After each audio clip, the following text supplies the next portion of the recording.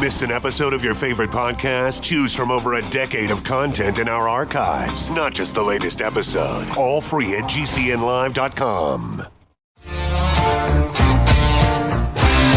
This is your call to action. Get prepared, America. Economy, survival, energy, disasters. This is USAPrepares.com. Informative radio, educational radio. Interact now by emailing instructor@USAPrepares.com or text at 434-390-7953. Class, please take your seats.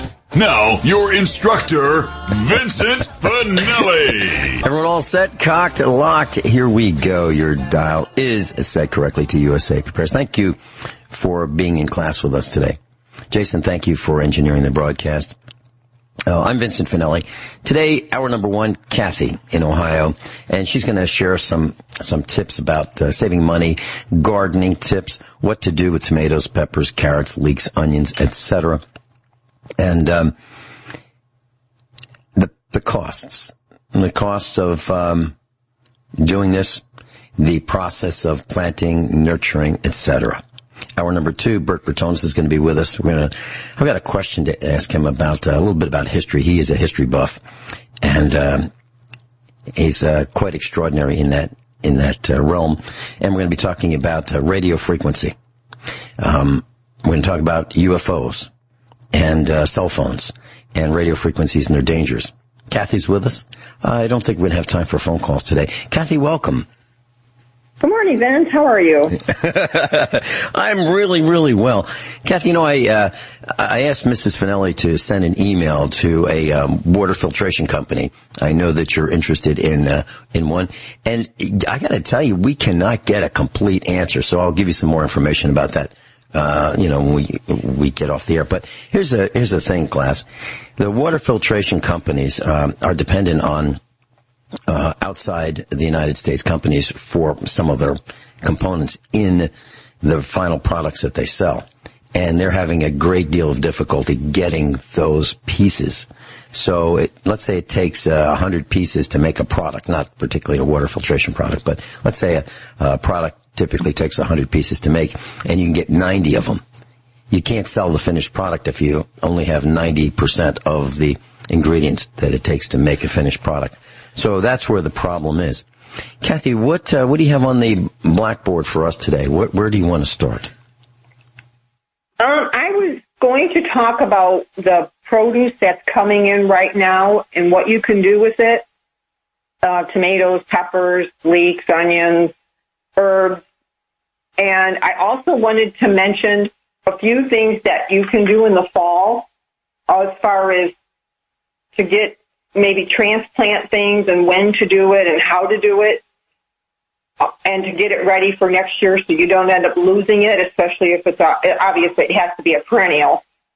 And I had some other observations about shopping and what I'm finding and not finding and the prices on some things. So that's kind of where what I had on the agenda. Okay, that sounds great. Okay. We're all ears. Where would you like to begin on those topics? Well, the first thing is I think everybody's getting their tomatoes in right now, and they seem to be real plentiful. So I did have some ideas on that. When you pick your tomatoes, a lot of people put them in buckets or bushels, and it's actually better if you don't do it that way. If you have a flat tray, sometimes you can find the cardboard boxes at like your grocery stores that they sell their strawberries and tomatoes and things like that in the flatter ones. They only come up about maybe 4 inches. And so you can do that. And that way you don't crush them and bruise them because they will tend to mold easier. So I just try to do 1 layer, maybe 2 if they're not real big, heavy ones. And I would say, too, go out if you can every day and check them. I had an instance where I had one huge tomato plant on one side of my barn, and I didn't get over there for a few days, and I had 30 hornworms on it, and it cleaned them off. It even ate some of the tomatoes. So I'll be lucky if I get maybe a dozen or two tomatoes off of the plant. So it was my fault. I didn't go check it regularly. So I found a few on the other ones, but that one, for some reason, they just cleaned it off. So I don't know if anybody else has had that problem this year, but. Okay. I've got a quick comment about those boxes. It's amazing how you and your family do the same things that we and our family do. So we have those same boxes, and they're strawberry boxes, and sometimes they're used for blueberries as well. And you can get them at Sam's Club, probably at Costco. We don't have a Costco membership, but I'm sure that they do something similar. And these boxes are about 3 or 4 inches high, and they're long and wide. And we get them, and they're usually very, very clean, so they're not all beat up. They don't have, smashed food in them. So they're usually very clean, and they're delighted to get rid of them. So we have a bunch of them, and we use them here at the farm for all kinds of things. And what you're saying is, when you pick your tomatoes, instead of packing them one on top of another, meaning the tomato on top of tomato, and the pressure of the weight of the tomatoes crushes the one under below, just one layer high. Well, also those boxes are great for storing on shelves. Let's say if you have a basement and it doesn't have a lot of moisture in there, you can store all kinds of things, plumbing parts, and they stack, and they have these little tabs on them, and that prevents if you stack them one on top of the next, let's say you have 4 or 5 high, you can write on the edge what's in each one of these boxes, and they won't fall over because they have these vertical tabs that prevent them from falling over. They interlock. So they're really fabulous boxes, and if you see them, I would say you ought to get them. So that's exactly what we do. So we use the boxes for all kinds of things. Storing plumbing, electrical, wire, everything you can think of here at the farm. That's what we do. So I want to thank you for that. Well said, Cathy. Yeah, Vince, I use them too. I use them for even storing like smaller things or things, food items on my metal shelves downstairs, and I do mark them. Anything that they can fit in there nicely, they're really sturdy, and I use them in the car sometime. If I'm going somewhere and I have to carry 4 or 5 dishes, they're sturdy. They're not going to bend. They're just handy to have, and so I try to pick up a couple when I go and just have them to stack. Even light bulbs. Yep. We even store light bulbs in them. Yes, they are in the trunks of our car. They're in the station wagon. Absolutely, that's what we do. It keeps whatever's in the trunk from sliding around and getting broken or spilled. It's a great way to go, and the cost, absolutely free. Okay, very good. Vince, the other thing with the tomatoes is, I know I mentioned this before, but if people haven't heard me, try to use your tomatoes if you can right now. Maybe make big batches of chili or spaghetti or minestrone or goulash, and just make up some batches, and then you can freeze them. And my cherry tomatoes are just coming abundantly, and I just keep dehydrating them. I cut them in half, sprinkle them with olive oil and sea salt, and I lay them, open side up on the dehydrator trays, and I turn them on, and I've been dehydrating every other day for probably a month.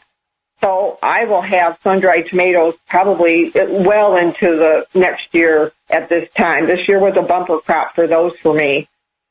Okay, can you go through that process a little slower?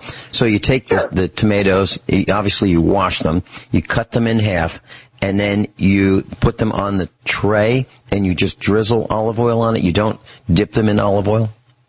Oh, sorry, Vince. I should have been more clear. I put them in a bowl, and I drizzle the olive oil in the bowl, and I stir them, and then I sprinkle sea salt on them. Maybe, let's say if you have 3 or 4 cups, probably about 1/4 to 1/3 of a teaspoon, just for flavor.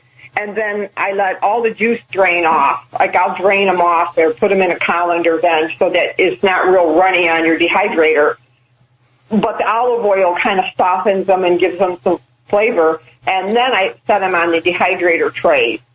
So you're going to get probably, if you have, let's say, 3 or 4 cups of the cherry tomatoes, you'll probably get about a third of a cup of, or a quarter cup of the juice from them, but you don't want to put that on your dehydrator tray. So then I put them on the dehydrator tray. And let's say if I put them on at 8 in the morning, I would check them maybe by 7 or 8 at night. They might be done, and if they're not, then I just keep monitoring every couple hours until they're done. And what temperature do you set your dehydrator to? I want to say for the vegetables, I want to say it's probably around 120, 125. Okay. Very good. And then I put them in little stacking containers. They're all uniform. I have a half pint, a pint, maybe a quarter pint. I have like all different sizes, and then I label them. I put mine in the freezer only because if you have any moisture, they can mold. Most of the time they won't, but I have had a couple where there's just maybe 1 or 2 that had some moisture in it. So I put them in the freezer and I stack. I probably have 50 to 100 of those stackable containers because they stack so nice in your freezer and you can label them and you're not wasting space then. Okay, and let's just jump to those containers very quickly. Class, we buy the ones from Sam's Club, and I believe they're made by Rubbermaid. So these are kind of like the material that milk jugs are made out of, but much thicker. Not really, really thick. Not as good as Tupperware. They're not as good as Tupperware. They're a step down from Tupperware. But I believe they're made by Rubbermaid. And you can get about 50 of them. I'll look it up exactly during the break. But I believe you can get about 50 of them for around $20. And if you have the Plus membership at Sam's Club, you can have them shipped. We don't get anything for, there's no financial compensation for Sam's Club. And I really don't even like Sam's Club. But when they have something that is of value to us, and it's a win for us, then I will shop at Sam's Club. So you might want to get these, and we probably have 4 boxes of 50 of them. And you can put them in the freezer, so it's great for if you have spaghetti sauce, if you have whatever it is you're going to put in the freezer. They stack up, and they are the right size. So we use them all the time, every day, and I think it's a great way to go. And if you don't drop them when they're cold, they'll last a long time. But if you drop them, they're going to crack. So be careful with them, and you can literally put spaghetti sauce in them, with meat, without meat, any way you want to do it. And it really works well. The other thing we do is we use freezer bags. And sometimes we will put cool spaghetti sauce in a freezer bag if we ran out of these, Rubbermaid containers. And we'll store them with the Ziploc up and don't overfill them. And they work fine as well. But I prefer the Rubbermaid containers. Cathy, your comments? Yeah, Vince, I do too. I don't think mine are Rubbermaid. I do have some of those. Mine are with the canning supplies that I have. I have both. I've just accumulated them over the years, but I put applesauce and I even put like flour in them in the freezer, some of the wheat flours, and then I just label them. And the other thing is I put a heavy mat, like one of them rubber mats that you stand on. I put that at the bottom of my freezer because I have dropped them and cracked them. And this way, if it hits the rubber mat, I don't break them. Okay, I just found it. Sam's Club, bestseller, Rubbermaid 50-piece Easy Find Lids Food Storage Set, $19.98 for 50 pieces. We'll be right back. Class, very quickly, so I looked up, I went to samsclub.com, and it's the Rubbermaid 50-piece Easy Find Lids Food Storage Set. That's what it's called. Rubbermaid 50-piece Easy Find Lids Food Storage Set, $19.98. Now, they also have different arrangements or different combinations. There's a 64-piece set, a 100-piece set. They're not the same. It's not the same set with a different number of items in the box. They are different quality. The 64-piece is thin and flimsy. It will not last as long as the 50-piece set. So just wanted to let you know, be careful, look at the pictures, look at the thickness, and the ones that we think are pretty good, they're not as good as the Tupperware. They are not. But they are probably the best you can get in today's world. So I just wanted to share that. That's a great starting point for us, Cathy. Right after the broadcast, we're going to be doing some hay, but I'm going to see if we can get the family to pick the rest of our tomatoes and cut them, wash them, cut them in half, and drain them and put them in the dehydrator for the rest of what we have. Please continue. Vince, you can, if you're picking and you don't really have enough to do a batch, you can pick them and put them in the freezer of like regular tomatoes if you're going to can them later. And then some of the people take, and when you thaw them, I thaw them in like a big Rubbermaid bowl or Tupperware bowl, but you'll have a watery portion, and then the skins should come right off when you thaw them. So let's say you only pick and you only have enough for 2 or 3 pints. You can freeze them, and then when you're ready to can, you can do them all at one time. So that way you're not wasting tomatoes, because it's really not worth it to do 2 or 3 pints. Mm-hmm. Now, when you use the dried tomatoes, Cathy, how do you use them? Vince, when I do mine and I dehydrate them, if you are making like a stir fry or you're making a pasta, and let's say you got pesto, or even in your regular spaghetti sauce, you can throw a handful or 2 in.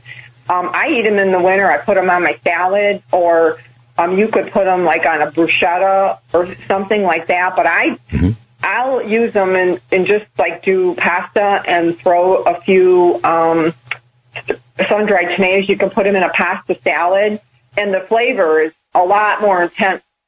If you bite into a dehydrated cherry tomato, it's a lot more intense than just eating a cherry tomato. It's just somehow it concentrates the flavor.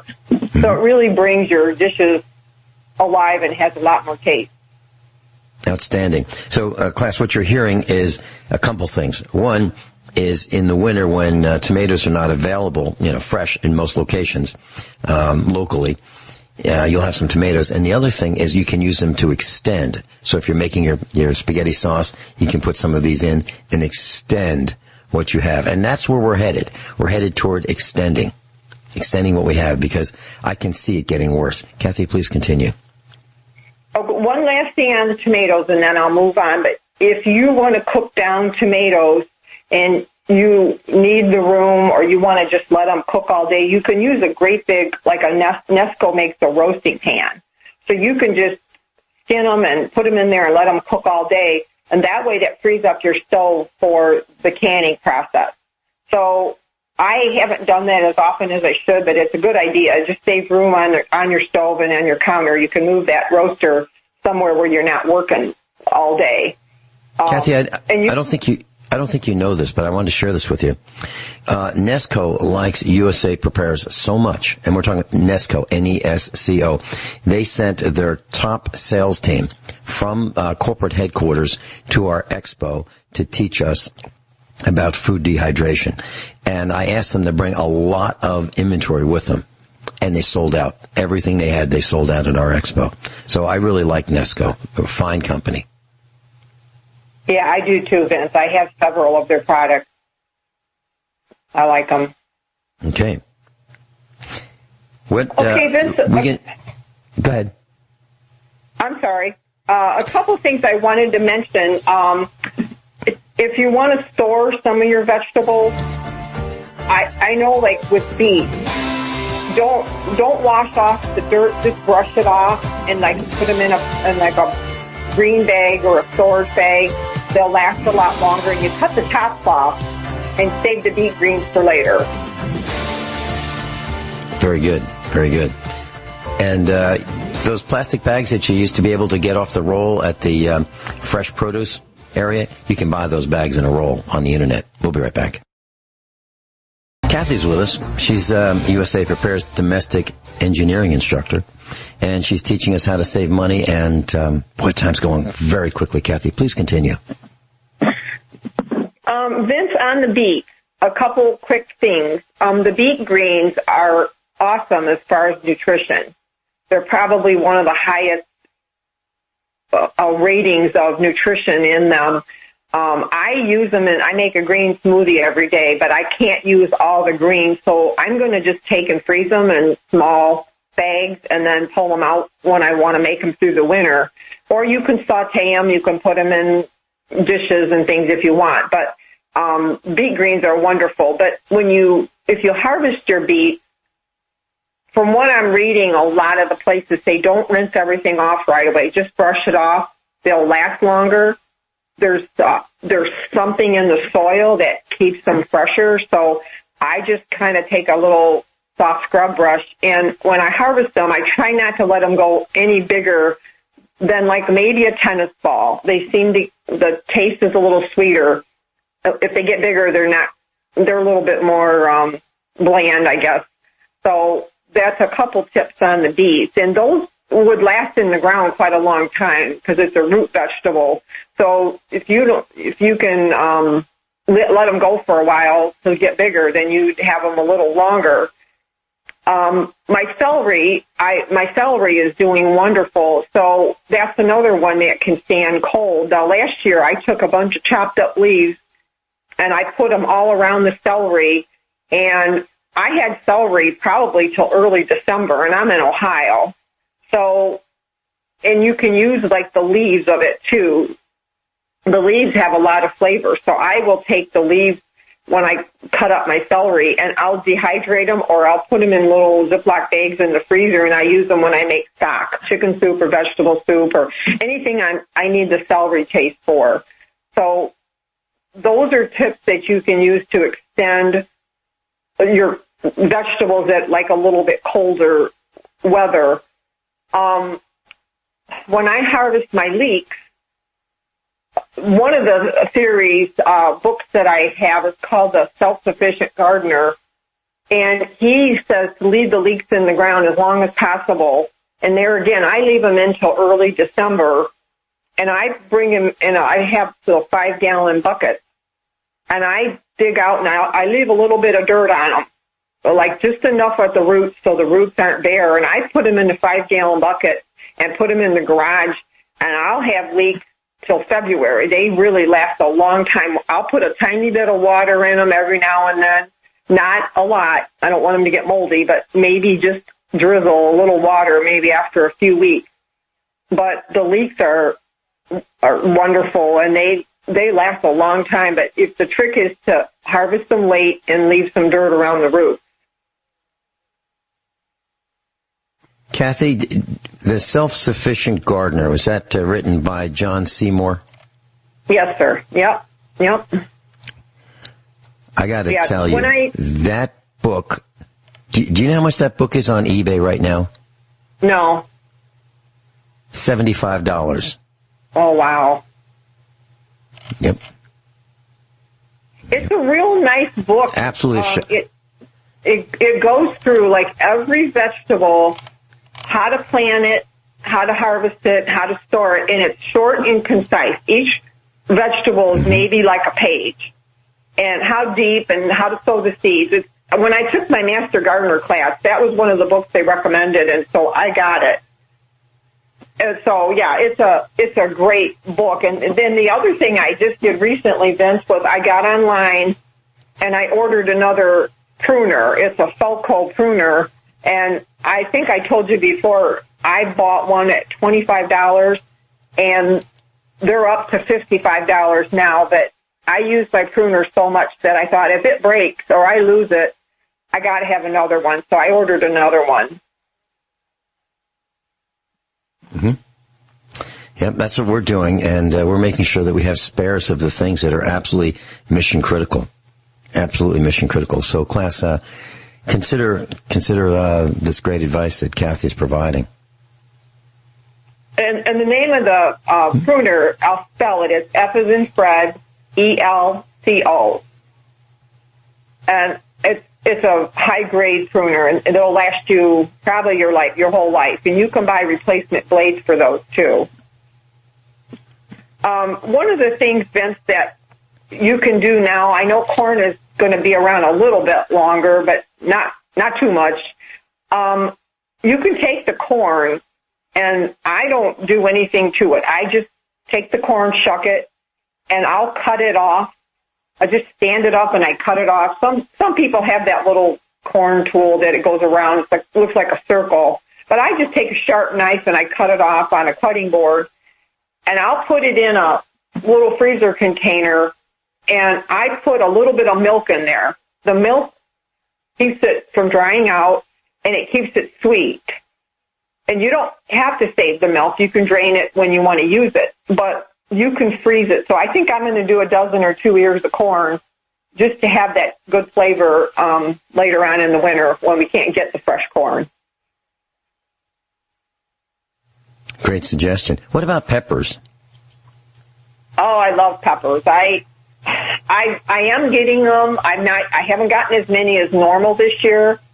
But I take my Cuisinart food processor and I'll core them, and I just chop them in big chunks, maybe like 2-inch chunks. I put them in there and I dice them up real quick. I'll do at least a peck or two. And I'm going to go to the farmer's market on Monday because they sell them. They're $5 for a peck, and there's probably at least 20 peppers in there, probably more than that. And I just lay them in Ziploc bags and lay them flat, and then I stack them. And then I put them in like a big freezer bag. I kind of double bag them so that I have protection.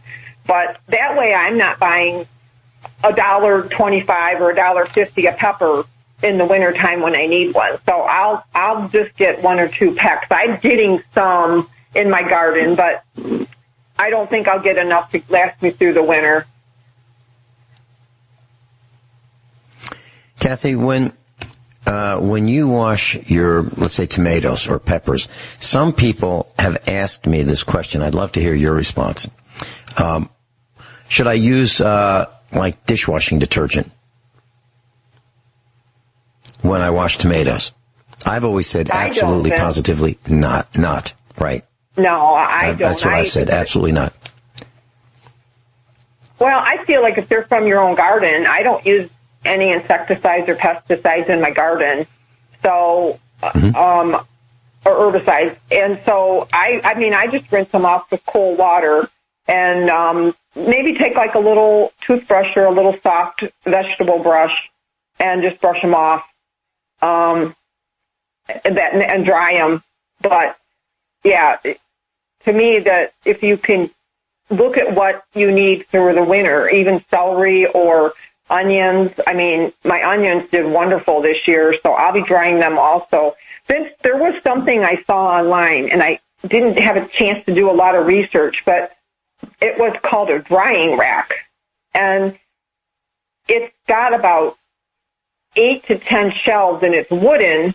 And the shelves, I don't know that they come out. I think they just stack. But it's for storing root vegetables and onions and anything that stores a long time, like your squash, beets. Well, yeah, you could probably store some beets, but onions and garlic, those types of things. So it was really a neat thing. The lady had it down in her cellar, and I don't know how expensive it was. I just saw it yesterday, and I hadn't had a chance to get online. But if somebody needed to store, because it had like open slats so that the air can circulate. But she had a big garden, so she could store all of her produce. Have you ever heard of anything like that, Vince? No, but, have I used anything? No, but I believe my grandparents did.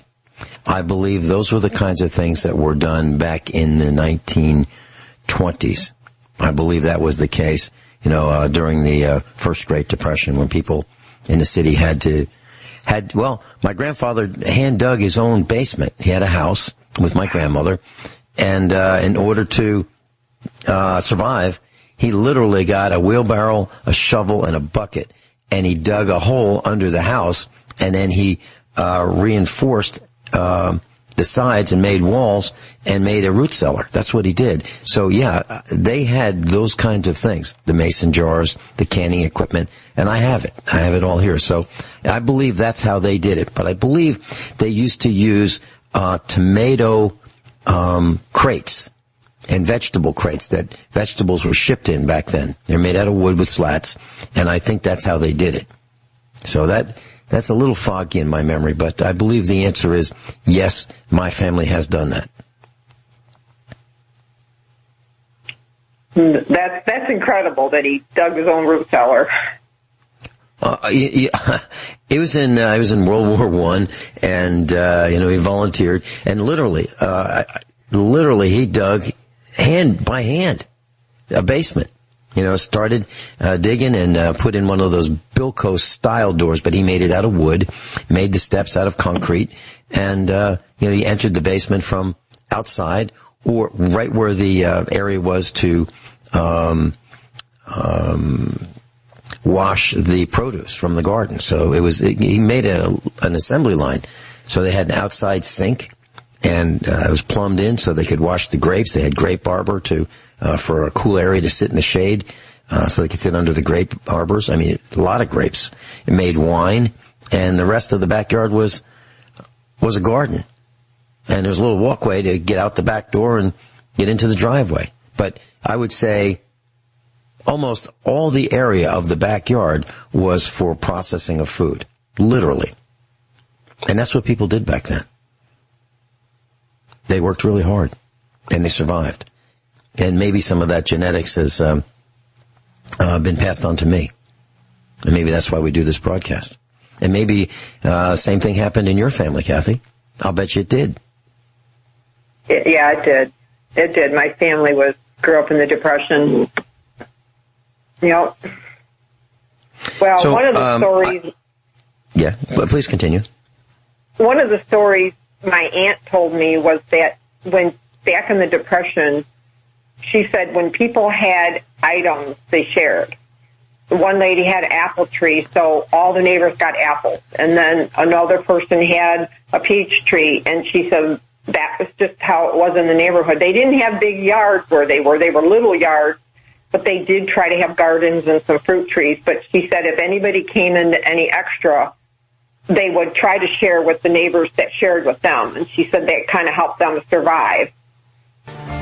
That's exactly what happened with my grandparents. I mean, they had red and black. I'm sorry, they had black and green grapes, and they were superb.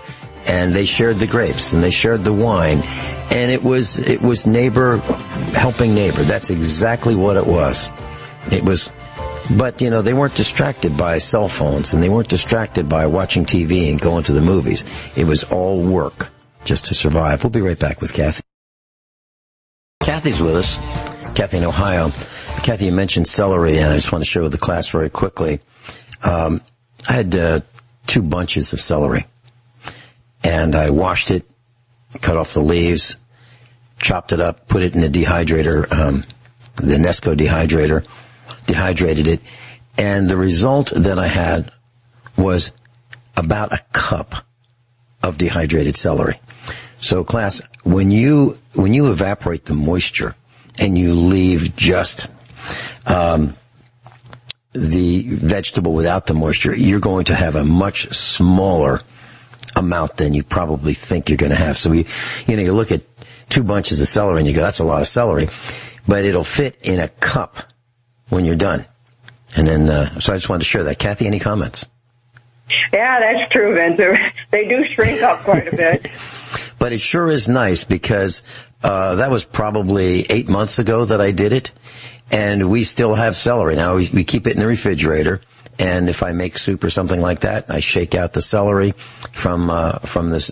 I put it in a jar with one of those kind of like I guess maybe if it were a spaghetti sauce, it'd be a small spaghetti sauce jar, that kind of a jar. Maybe olives came in it or something like that. But that's the size, a small jar from two bunches of celery. And it really is nice to have that. And yes, you can do it, class. So all you have to do is just say, I'm going to do it. Because before I dehydrated celery, I never did that before. Now it's no big deal, and it's the same for everybody else. Okay. Carrots? We can tell us about carrots?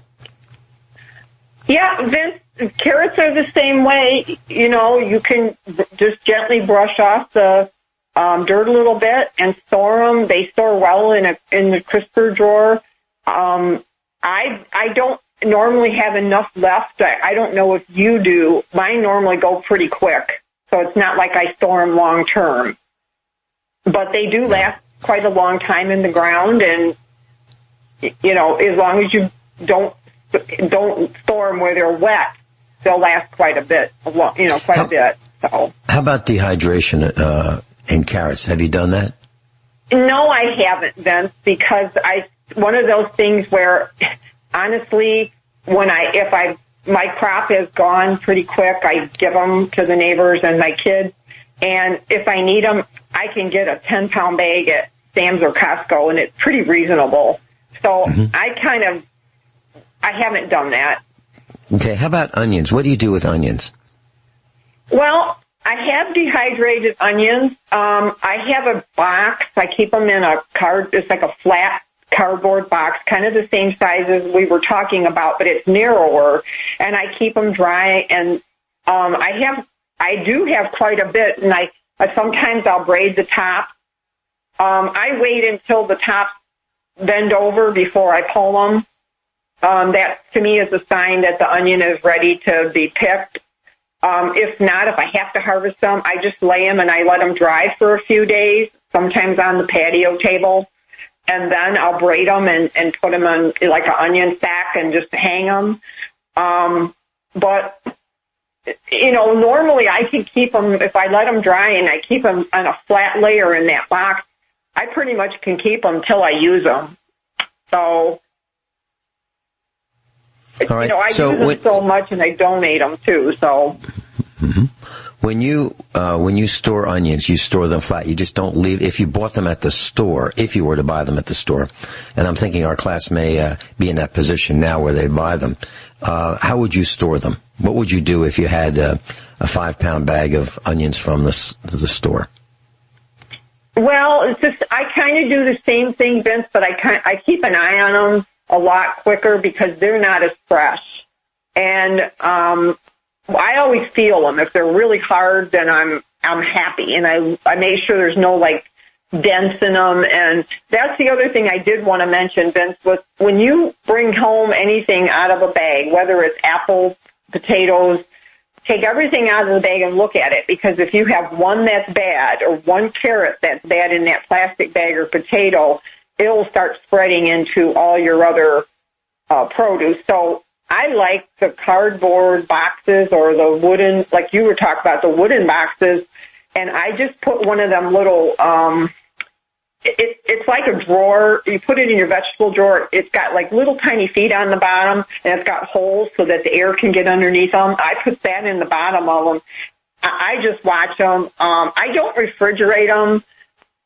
I don't know if that's right or not. I've heard that the taste isn't the same. I just let them dry, but I do keep an eye on them that way. Cathy, I want to share something very quick with you in the class.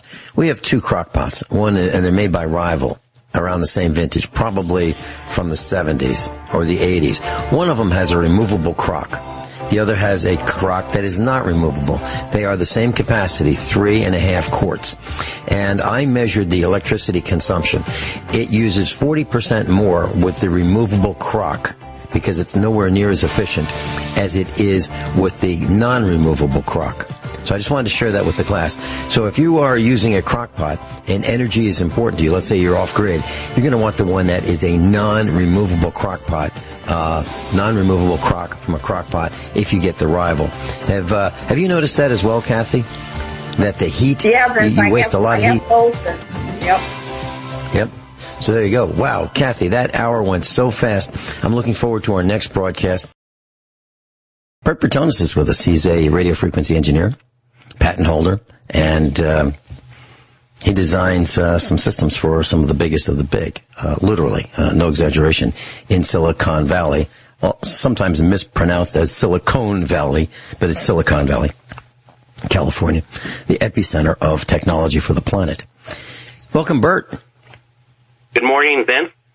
Hey, I was thinking, without getting into the specifics of the university or the fraternity, But you did attend a university, a very large one, well-known, and you're a member of a fraternity. Is that right? Sure. I'm sorry, I didn't hear you. Is that right? Yep, absolutely. Okay. And so you're also a student of history, and you really like learning about historical things. And as a matter of fact, if I'm not mistaken, weren't you involved in the historical record keeping for a fraternity, a very large fraternity? No, I think that was a different frater. Oh, a different frater. Okay. I thought it might have been you. But anyway, the reason I ask is there's a story about this fraternity and their associated sorority. So what happens with fraternities at the university level, they typically have an affiliation with a sorority. So if there's a social event, the fraternity and the sorority may do something, as a joint venture. So a bunch of girls and a bunch of guys, and they do things and so forth. And one day, I was approached by a whole vehicle full of young ladies. Just me, and this whole group of young ladies. And they came up to me and they said, "Hey, we have a surprise for you, and we don't want the other brothers in the fraternity to know about it just yet. We just want you to know about it. So would you come with us?" So I got in their vehicle, and I thought they were going to take me to the sorority house. Was that when you got kidnapped? Well, yeah, and the question is what they did. Yeah. So what happened was they got me in the car and they said, this is a surprise, and just you're going to know about it, and for now, and later the rest of the fraternity will learn about it. And I thought they were going to take me to the sorority house, and they went out of town. They took me about 20 miles out of town and left me. And on the way, they finally told me what it was. And they said it was in retaliation. This was their retaliation for something that happened at the sorority house. And they explained it to me this way. They said, a bunch of you guys broke into our sorority house and stole our underwear. You know anything about that? No.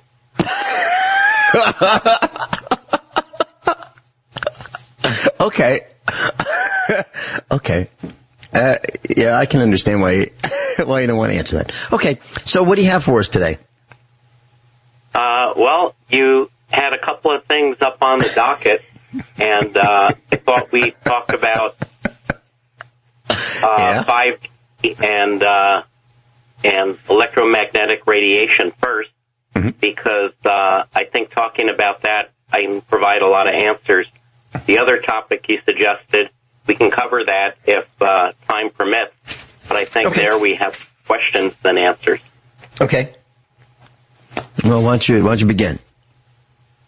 Sure. Well, you had mentioned, in fact, you had told me a story about a neighbor who was concerned about his radiation at his house and his electronic meter and, how he could shield it. And so I tried to explain that radio waves, in terms of their power level, is logarithmic. And so I think this is important for everyone to understand, is that the way nature in the universe created electromagnetic energy, the amplitude, the strength, it's not linear, it's logarithmic. In other words, it can vary by enormous orders of magnitude. Linear might be, you look at something and you go, oh, it's, twice as long as it is wide. Or, this potato weighs twice as much as this small one here. And, that's more or less linear comparison.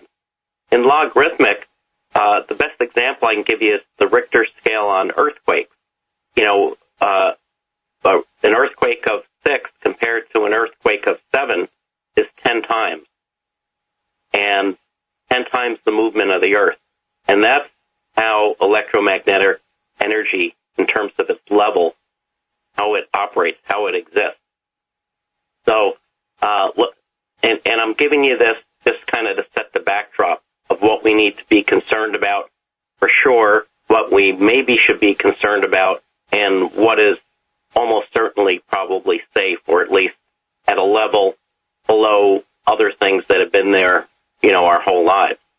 So, when they first started working with electricity, and actually this goes back to audio, believe it or not, Alexander Graham Bell, he realized he had to come up with a way to measure relative strength of signals.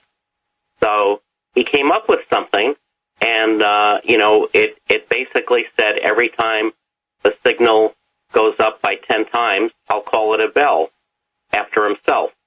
And that kind of took off. Everyone said, okay, this unit's a bell stronger than this other unit. And I don't really know that he named it on day one. I think it was named after him. But in any case, people started using it, and they realized, well, this is pretty big. How about if we cut it down by a tenth? And they said, okay, let's try decibel, little d, big B. And that worked out really well. In fact, it turns out that if you're listening to a tone, 1 decibel is exactly the difference in strength that your ear can detect. And they go, wow, this decibel is great. And that's how we came about using it about, 100 years ago or so. So now I mention this because let's go back to where you told me this person in his house was concerned about the radio waves coming from his smart meter. So it turns out that the radio waves we're exposed to just by being on this planet, in this country, in this day and age, with all the radio signals going by, believe it or not, the level of signals that we're exposed to, if we could take an antenna and tie it into our heads and, create a human spectrum analyzer, the levels we would be receiving, and see if you can put your head around this, probably wrong choice of words, but it varies by 100 dB.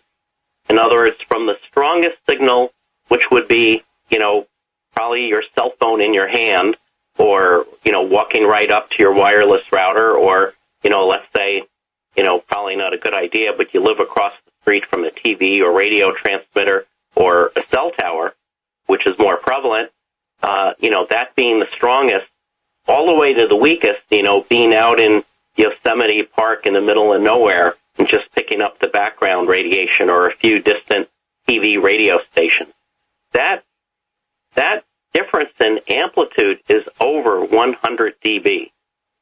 In other words, that's not the difference of 10 times or 100 times or 1,000 times. It's I don't even know what 110 dB would be, some quadrillion to one. So now, back to your friend in the house. How strong was that signal coming out of his smart meter?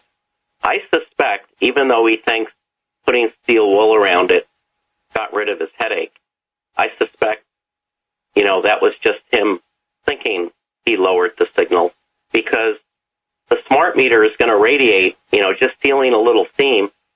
It's on what we call a closed loop, and even if he did put it over the antenna, it's just going to force it to want to transmit more power to get to whatever device, and typically it's your neighbor's meter. Believe it or not, they talk from house to house. It's just going to force it to use even more power. So, giving you a long answer, Vince, but I don't think your neighbor friend did anything to improve his situation in the physical sense. Okay, and back to the decibel scale. So my understanding, Bert, is that a very faint sound, very faint, would be about 20 decibels. You're just barely able to hear the sound. And a very loud, painful sound is 120 decibels. So the difference between just being able to hear it. Yeah, you're confusing. Well, I'm just trying to give us. No, but you're confusing two things. The decibel itself is just a relative measurement. There's no absolute level. Now, if you talk in terms of if you add another letter, like dBm we use in radio electronics, a dBm or dBW. dBW means 1 watt, dBm 1 milliwatt.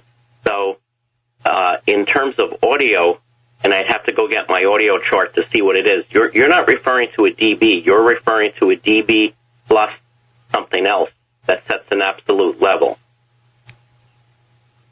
What I'm referring to is the delta. What I'm trying to share with our class is this on a sound type audio scale, that 20 dB is barely audible and 120 dB is painfully it inflicts so much pain. It's like just at the level of a loud rock band, close up. That's the delta. I'm just trying to share. Okay. I can grab my... We have a 2-second delay, Bert. I'm looking at it right now. I'm not sure why we have it, but it's a really long delay. At the end of this, or at the end of the segment, I'm going to reconnect and see if I can shorten this delay, because we're accidentally stepping on each other. But I'll be quiet. Please continue. Yeah, I guess we probably have a little too much string on the soup cans. Can you pull your cord on your can in a little? Yeah, that's what I'm going to do during the break. That's exactly what I'm going to do. Okay. And after the break, I will get out we do have here in the lab a decibel sound meter, and I'll get it out and read off some of the chart and the statistics. So, but yes, the whole point is we're talking about a logarithmic scale. So the Bluetooth earpiece you put in your head, actually, in your ear, is actually only about, a couple of milliwatts. Very low. We're talking, maybe 600 times lower than what your cell phone puts out that you hold up to your head. So, big difference. So when we talk about RF safety, we have to really look and see, what... Bert Bertonis is with us. He's in Silicon Valley, California. And, Bert, I believe you mentioned that cell phone signal strength is about 600x what the signal strength of a Bluetooth earpiece might be, both of which many people put right next to their heads. Please continue. Yeah, so that's one example. And, since we're talking about cell phone, let me also say that, the iPhone was designed, and all phones really, to radiate most of the energy out of the side, not facing your head. So here's the funny thing. You've probably seen some people advertising these shields that you can put over a cell phone and, to reduce supposedly the amount of RF energy going into your head. Well, so they cover the outside of the phone in this, and what does that do? Well, because it's a closed loop, the cell phone tower says, hey, I'm getting a weak signal. Please boost your power. So it forces the cell phone to boost the power to its max, which is 600 milliwatts. And since you've now shielded going away from your head, all of that energy now is going to go right into your brain. So perversely, buying these devices can actually make it worse in terms of what you're actually absorbing in RF energy. Okay, so what's the quick takeaway? So if you're going to use a cell phone, use a speakerphone and keep it at a distance, right? Yeah, don't hold it up to your head. Just use Bluetooth, use whatever hands-free option you have. If you're in your car, put it over on an empty seat and just use your car Bluetooth. That's very safe. Okay, and let's just extrapolate this. So let's say you have in good old days, and you had a child who was on a school bus, and just to keep them all safe, you make sure your child has a cell phone. So there's 45 children on the bus, and it's all metal, top, bottom, left, right, except for the windows. And many of the children are looking at their cell phones and communicating on their cell phones. What does that do, being in that metal box with 45 cell phones? Well, the metal box probably in itself doesn't make a difference in turn. It's not like the metal box is trapping you, so there's more RF. It doesn't work that way. But what the metal box does do is cause most of, if not all of those cell phones to have trouble reaching the tower. So I would guess that almost all of those cell phones are now broadcasting at maximum power because they're inside that metal box. So probably not good, but not maybe for the reason you first think. Mm-hmm. Yep. Okay, please continue. Yeah, so in terms of what you need to worry about, you have to really look at, what are the sources that are dangerous and what are innocuous. So being near a cell phone tower, obviously, that would be one that we could classify as more dangerous. And everyone talks about 5G and the new frequencies that are going to be used. And I know, Vince, we've covered that topic on previous shows. But let me just say that, in my view, from having worked with all these frequencies, it's not so much that the higher frequencies are any more dangerous. In fact, some people say the most dangerous frequencies for the human body are around 100 megahertz because that's where our natural resonance of our body is. But the problem with 5G is that there's going to be more prolific cell phone head ends and base stations. We call them micro base stations. So instead of having a cell phone tower, every quarter mile or, depending on how dense your city or environment is, instead they're going to be at every building, everywhere you walk, not just one in a shopping center, but maybe 100 in a shopping center, one in every office, probably more than one in every office.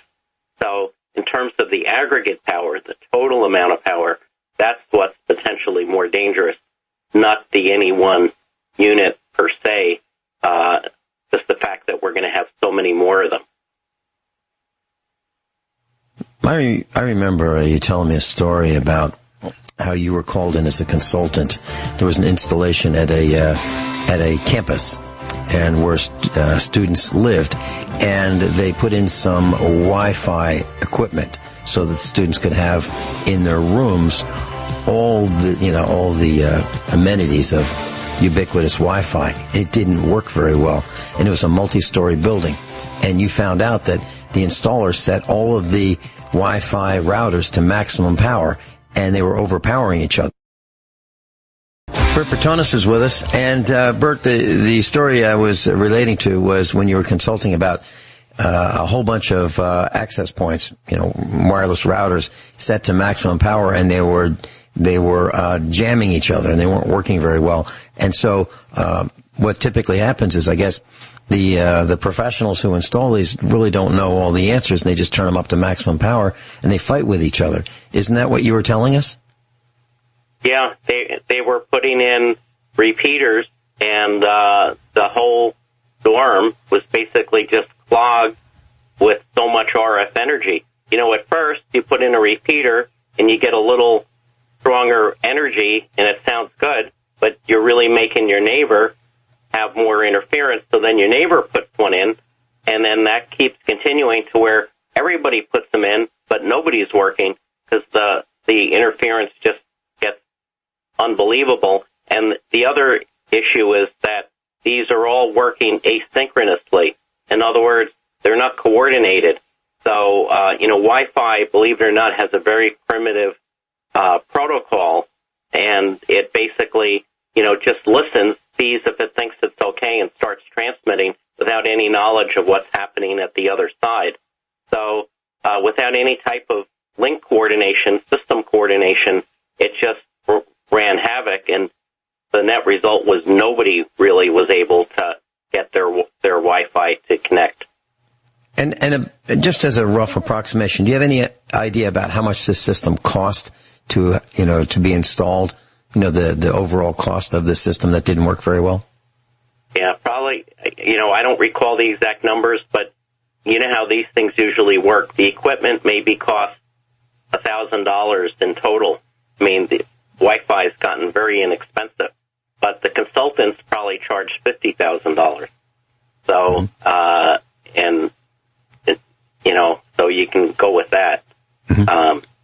But by the way, how is our connection here? I didn't do anything at my end. I fixed it. I fixed it from my end. We're down to 1/10 of a second, from 2 seconds down to 1/10 of a second. I'm curious, what do you think the issue was? I don't know, but what I did was I reconnected. I disconnected. I have, I can point with the mouse, and I have lots of buttons here on the screen. And what I can do is I can disconnect my connection to GCN, and that's what I did. I disconnected, waited a couple seconds, and reconnected. And I did that a bunch of times, and finally I got it where I got a good connection. And what the class didn't know, and what you didn't know, Bert, was I even disconnected while you were talking.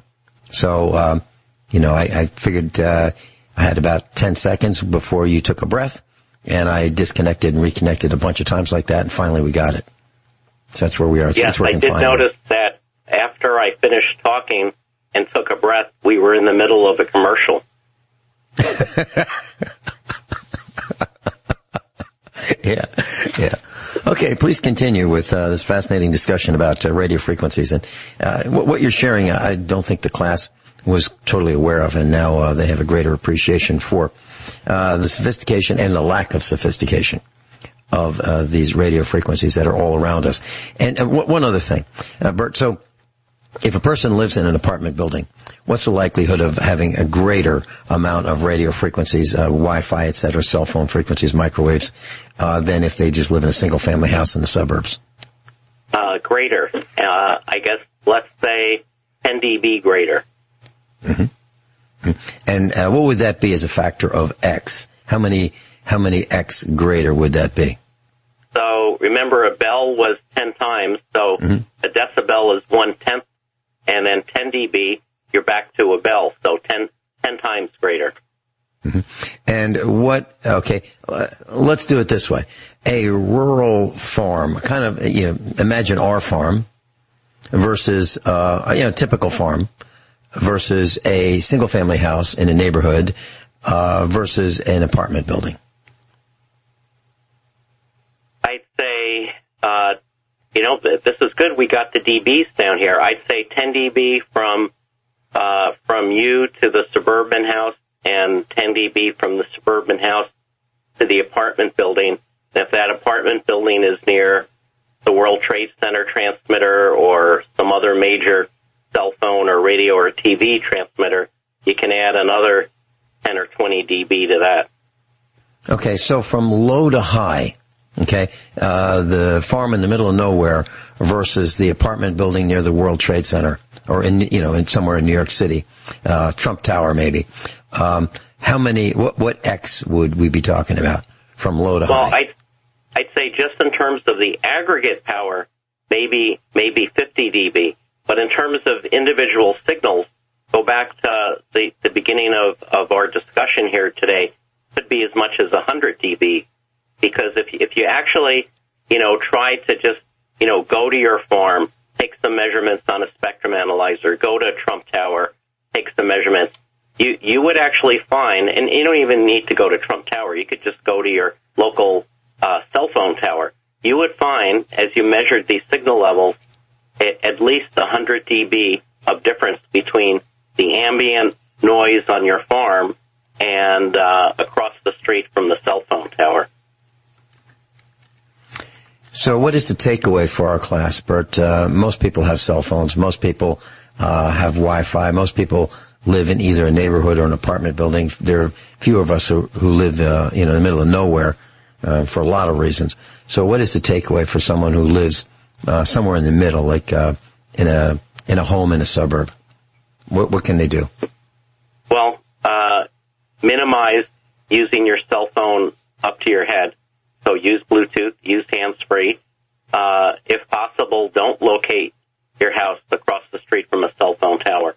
Remember, they're locating a lot of these now on power line, high voltage distribution towers. If you notice, a lot of those towers now have cell phone equipment embedded into them. So avoid that.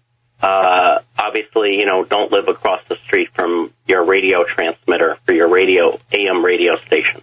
But all that said, one of the reasons reasons that, we don't have a lot of data yet is that it doesn't mean for sure you're going to get cancer or you're going to get sick. Well, the best we can say now is your chances of getting cancer or getting sick have increased.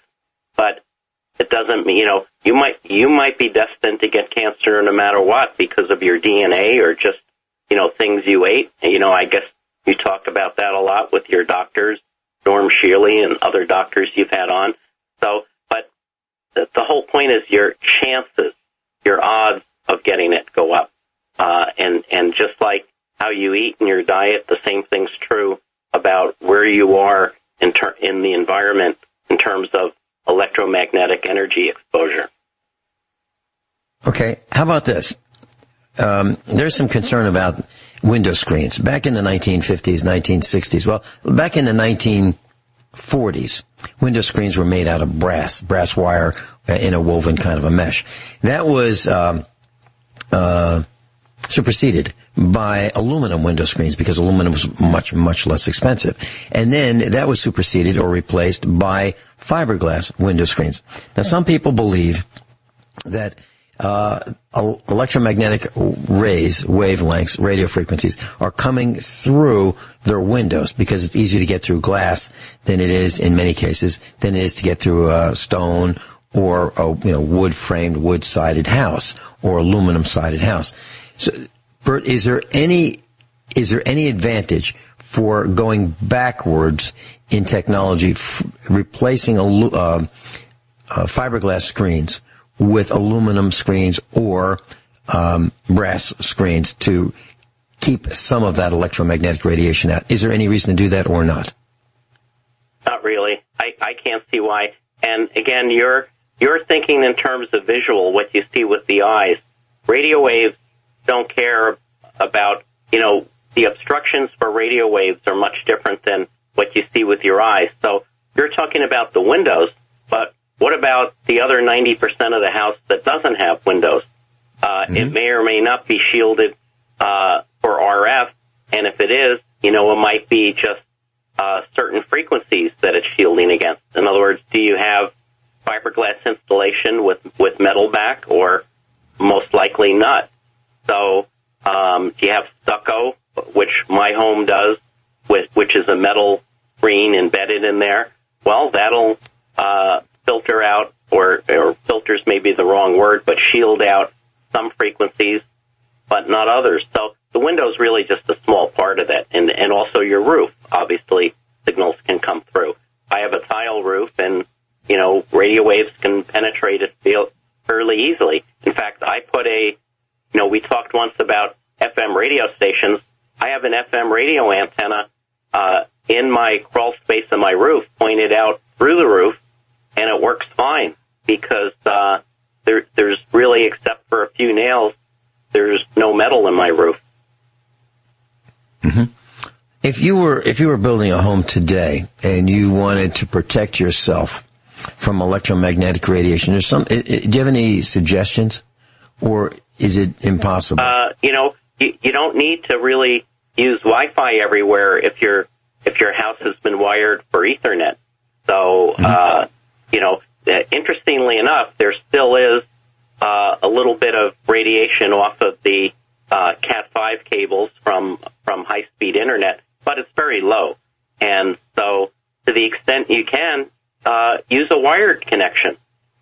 So that's the first advice I would give. Mm-hmm. And that's what we did here at the farmhouse. We've got thousands, maybe just under 10,000 feet of wire in our farmhouse. We have coaxial cable for television, which we've never used. It's there. So we have, and we've done it in a star configuration, which means that all the wires go back to one point. So we have in every room of the house, there's wire for telephone. I'm talking about plain old telephone service. Then we have two Cat5e cables for networking, and then we have one or two television coaxial cables. This is in every room. So it's all wired back to, we'll call it a wiring closet, which has network switches and patch panels and things like that. So that's what we did, and it works absolutely fine. And so I'm in 100% agreement with what you suggested. Okay, what else do you have for us on in class today? So again, if you have a choice of using your cell phone or using a cordless phone, if you have, not everyone has landlines anymore. I still have one. It's connected to a cordless phone system. Cordless phone is a little more powerful than Bluetooth, but much, much lower power than a cell phone. So if you are concerned about the high power levels, then avoid using your cell phone and go back to a 2.4 or 5.8 gigahertz DECT or other wireless standard cordless phone in your house, and that will have a lower power electromagnetic energy power density. Is there one frequency that you would recommend if someone wants to buy a digital walk around the house type of a phone that is cordless and has a reach of, let's say, 100 to 150 feet? Can you tell us that when we come back? Bert Bertonis is with us. Do you have a frequency that you would recommend since there are different frequencies available of those type phones? Yeah, sure. So, just recapping, you asked an interesting question. The earliest cordless phones, believe it or not, some of them used 1.7 megahertz, which was just above the AM broadcast band, and they used AM modulation. So you could actually listen to the cordless phones if your regular radio tuned up just slightly above the end of the AM broadcast spectrum. But, getting to your question, there are a number of choices in the frequencies, and all but one of them overlap with Wi-Fi and other wireless devices. The one that doesn't is DECT, which is a European standard. The DECT 6.0 standard cordless phone uses 1.9 gigahertz, and there are a few cell phone systems there, but it's not going to cause the interference in your home that, say, a 2.4 or 5.8 would in conflicting with your Wi-Fi system. There's very good security on the DECT system, so if you were out shopping for a new home cordless phone system, that would be my recommendation, a 1.9 gigahertz DECT. The new standard is 6.0. Back in the good old days, maybe a couple decades ago, Mrs. Finelli and the family and I were visiting relatives on the East Coast. And because it was almost a couple decades ago, because it was such a long trip, I brought my portable scanner with me, and I was looking for where all the police help was on the highways. And so I happened to have it, and I turned it on in their house, and I picked up one of their neighbors' cordless phones. And so I walked into the room where where my relative was, and I said, "Listen to this. This is your neighbor." And she said, "That's really interesting, because it seemed like my neighbors knew everything that was going on in our house, because they had a cordless phone too." So there was a lot of snooping going on back then with people listening into conversations of other people because they had cordless phones. What is the way to prevent that? Yeah, and by the way, I'll tell you an interesting story. We've talked about cell phone standards before, 5G. Well, going all the way back to 1G, we didn't call it 1G, it was just cell phone. Those were unencrypted analog FM transmissions at, in the 8 to 900 megahertz region, and you could pick them up on a regular, you mentioned police scanner, and I could certainly pick them up on my spectrum analyzer, and, I have an option on our test equipment in our lab where we can FM demodulate the signals. So, you could routinely listen to the first generation cell phones on scanners. The good news is the latest standards, and especially the DECT standard I just mentioned for cordless phone, it's almost impossible for someone else to pick up that signal. I would say it's impossible. I mean, you would need to have CIA level equipment in order to decipher that signal. Okay, a quick question. Talking about analog, 1G. What about those bag phones? Is it possible, those bag phones had a lot of transmission power, and they had a big battery. So these were those, the days where you'd have a bag phone, you could have a cord going to an antenna stuck on the side window or the back window of a car. One of those antennas with a little curly Q type spring, and maybe it's a foot tall total.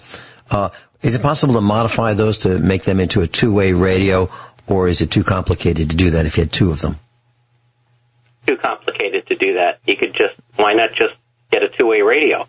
Yeah. Well, I was just, because those phones would go for quite a distance, 7 watts or so, maybe a little more than 7 watts. Yeah. No, okay. There's lots of good two-way radio equipment out now, on different frequencies, and, we have a couple. We use them just for hiking or things like that. Good to use. And by the way, if you're going hiking, bring, besides your cell phone, if you're going on a long hike, bring a satellite transponder so you know where you are. And in some of them, they can actually have a communications channel. With a satellite transponder? Tell us a little bit more about that, please. Yeah. Well, there have been cases of hikers disappearing. It's probably another story for another day. But there are devices that you can buy. The lowest cost of ones will just tell you where you are, obviously. But there are some trackers where they have emergency transponders where you can send out a signal if something happens. Now, if you're abducted instantaneously, there's not much time to do anything. But there are devices. So it's interesting that, cell phones don't always work out in the middle of nowhere. And it's not necessarily because they couldn't work, but what they do on a lot, probably most cell phone towers, is limit the distance that they'll communicate with, even if they can pick up your signal. Fascinating. Bert, we're out of time. Thanks for joining us, and I'm looking forward to having you back again and again and again. So let us know when your schedule permits, please. You've got quite a following, and I sent you proof of that and an email during the broadcast. Thank you so much.